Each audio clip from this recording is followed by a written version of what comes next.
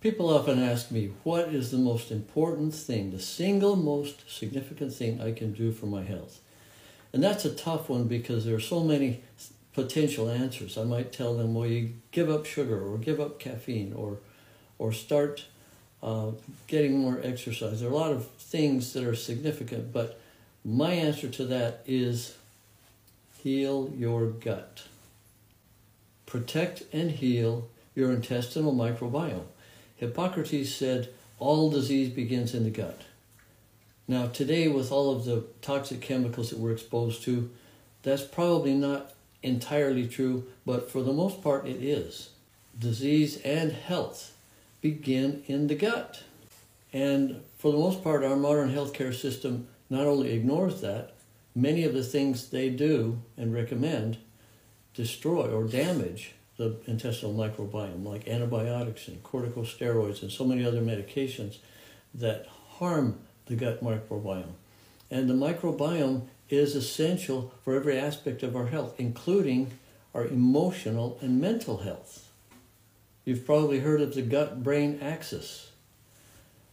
Also, the gut microbiome is now considered to be, we understand so much about it now, it's considered to be another organ, a vital organ, and among many other things, it is a hormonal organ. So it affects the hormonal system. There is no aspect of human health that is not impacted positively by positive gut microbiome health, or negatively by negative microbiome health.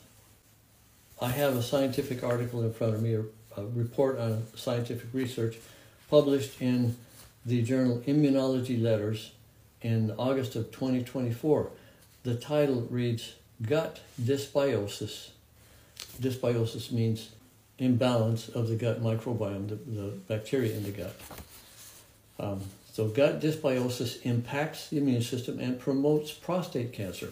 Would you have thought that a problem with the beneficial bacteria, the essential bacteria in the gut, would have promoted prostate cancer? But according to this research, it does.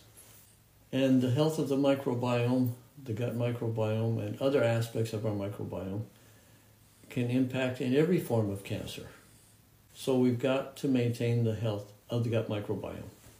One of the problems that can occur when you have gut dysbiosis is what's called intestinal hyperpermeability, or leaky gut. When that happens, the tight junctions in the intestinal wall are no longer so tight, and they allow substances to pass through into the bloodstream that don't belong in the bloodstream.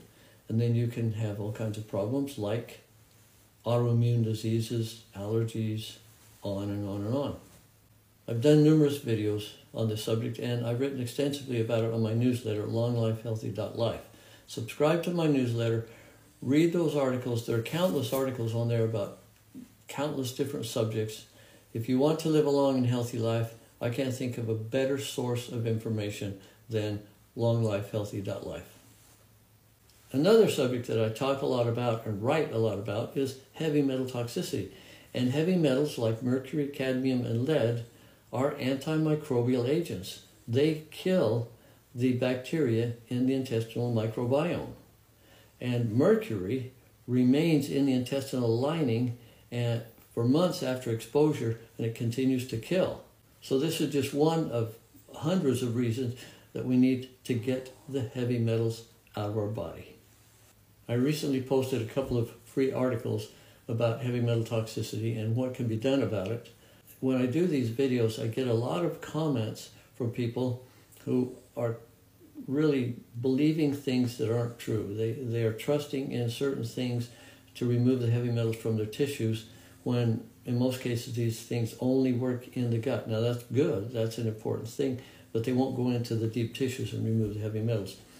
So I've created a chart showing the different natural things and things that I believe in, by the way, and how they compare to EDTA chelation in removing heavy metals. So you can see the difference, see which is most effective, and see what you want to use for your heavy metal detox. But whatever you do, you need to get those heavy metals out of your body.